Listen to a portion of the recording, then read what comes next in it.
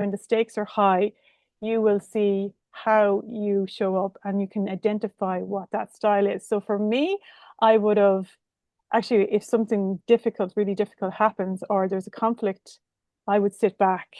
I would actually pull back and I would go Mm. quiet and I would start to retreat and I would go into self-preservation and would kind of clamp down.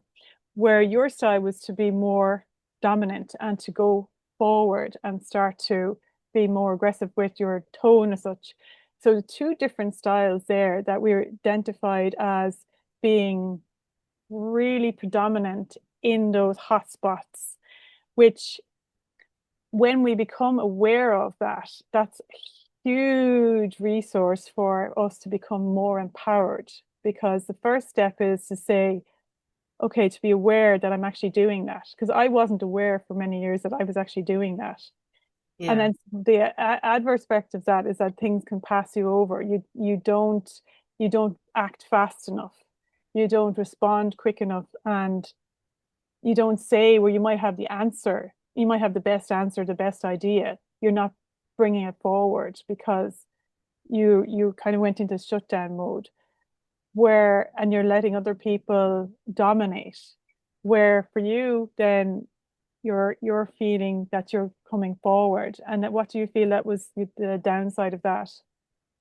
Well, what you just touched on was Mm, is it's not being received, but the actual message is not landing for the other person because they are in shutdown. And so mm, when they're in shutdown, it's like they're not taking anything on. And mm, so you're actually not getting the outcomes that you need to get through that process. And it's interesting, Caroline, because as I evolved my leadership style by getting flexibility on it, by knowing when to kind of access the avoidant or the dominant, I then started to see other dominant leaders showing up in different meetings mhm, and bringing, these dominant styles where it became quite aggressive. And so, what we're touching on is in those conflict situations, how do you diffuse, that sort of high stakes or pressure? Because it's just a default, using your word, it's just a default of their emotional regulation system. mhm, And so, what I've noticed is actually accessing the compassionate leader and talking to people to help bring them down from that high pressure, emotional dysregulation within their system. So I'm creating collaboration rather than mm, separation and mm, really bringing and joining those outcomes together by saying we're on the same page. I actually appreciate that, we're all under a lot of pressure. What is it we need to achieve here? And really breaking down the communication. So mm. the communication, gets lost Yeah. if we are not clear when we're reacting. So I yeah, love that. That's amazing, Kim, because like that's another outcome of like when we become aware of our style, how we're showing up. The first part is the awareness, and then the second part is the emotion regulation of, okay, I can see that I'm sitting back, I'm not coming forward. The next thing for me would be to say, okay, what are the steps that I need to speak here? So I need to get clear on what I want to say. So first of all, I'm noticing that I'm not all of a sudden I'm shutting down. I'm not saying anything. So I need to come forward and use my voice, but be compassionate for maybe there's a dominant leader in the room with me. They want to have their voice. They need to say what they need to say, but then I need to have the skill to be able to interject, to be able to move in and say, I have a voice here too.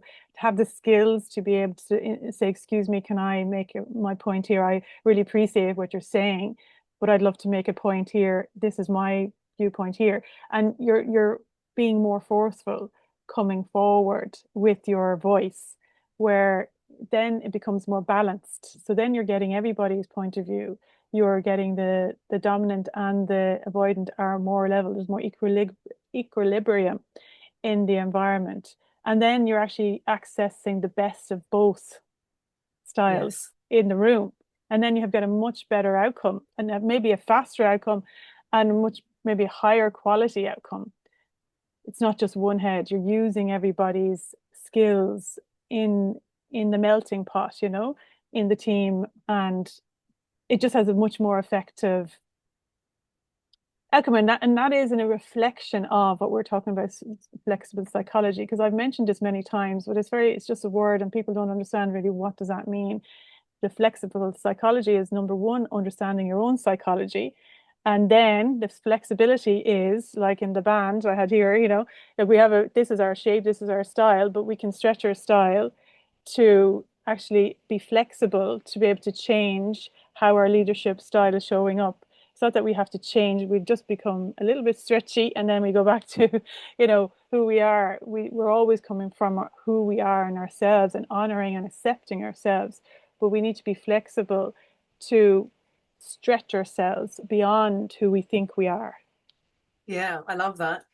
And it's also stretching the relationships and the partnerships, because as you kind of shared how you could lean in to create that flexibility, it's also you trying that on. So you're Mm, trying something new on, which is a different style. And yes, it's uncomfortable, but mm, it's actually just really looking at that to go, can I try on so I can get my needs met by actually being heard, being mm, seen? And because sometimes with the dominant leader, they would appreciate that mm, someone else taking responsibility, stepping in as well. mm, But the opportunity, and probably one of the biggest things that I want to point out is, coming from a dominant leader style background, if an avoidant leader was, prevalent within a team, I would feel like they're not being responsible.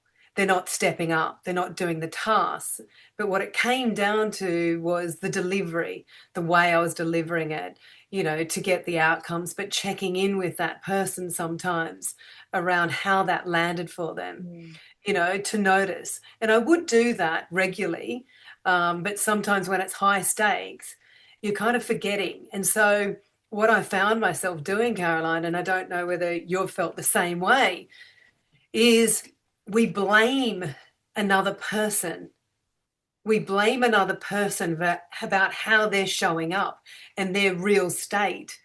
And so, their real state, as you pointed out, was a default, or a defense mechanism, or just a psychology of how they've showed up in the world. mhm, And so they're kind of unaware sometimes, of how that might be impacting another person. But in terms of me kind of looking at the avoidant leader and going, well, they're not showing up, they're not stepping in, I would blame the other person. But what I've realized, through evolving and looking at this work was turning it from the blame game into the A game, which mm, is going, and what I realized is I didn't create boundaries for myself. I didn't ask for my needs to be met. I was always giving and then, always blaming mm, because I didn't get that outcome. And so if we can repivot or reflect and really just understand our style and going, how is that impacting or being received by another person? That's where we can strengthen relationships mm, and really build from there. mm, And probably some of the three key things from turning blame game into A game is just acknowledging what's unfolded. And a little bit about what you shared, Caroline, is going, okay, I'm acknowledging that I'm an avoidant leader, that I'm kind of leaning back. mm, But can I, at this point in the high stakes or the pressure that I'm under, could I lean in? Could mm, I lean in at this point in time and actually take a little step forward by using my voice to mm, get my needs met? Or am I going to hold on to this and hold this in my body? Because we're holding it in our bodies, we're holding the frustration, mhm, we're holding it in our thoughts like I'm not being heard.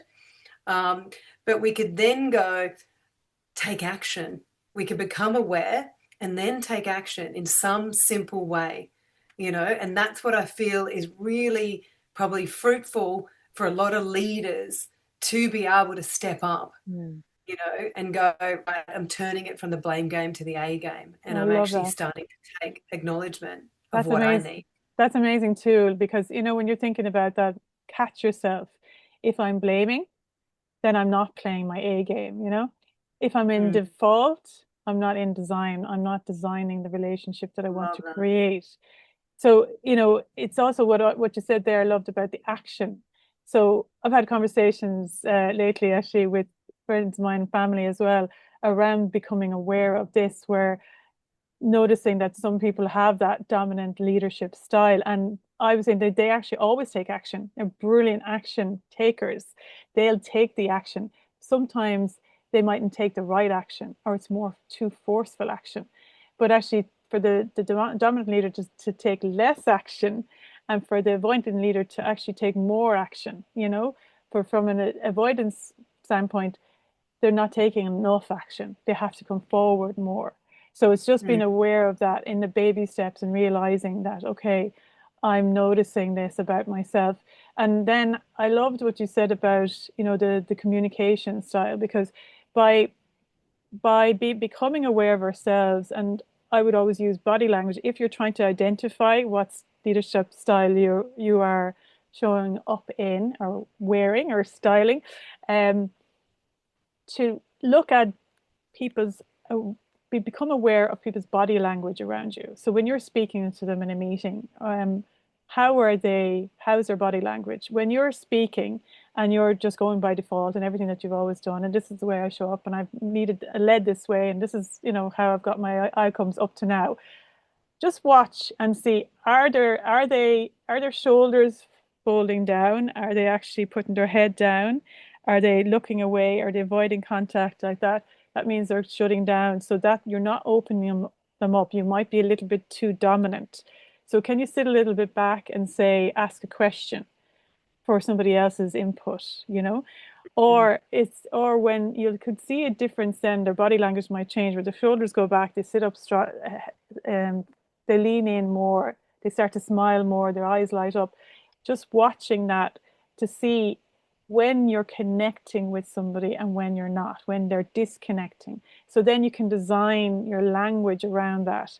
And it's really amazing to see how we can design our communication style, and how we're connecting with somebody else can actually have that effect to kind of make them blossom. I always say to flourish. And the more you do that, you create that flourishing environment for everyone to be themselves, to be at their best. Yeah, I Yeah. love that, Caroline. And it actually reminds me um, of another technique that we can kind of add to that, which I kind of created when I was working on a big project. And I set up frameworks with people who I noticed that body language, who they, were a little bit less confident than myself and were a bit unsure Mm. about being in my team.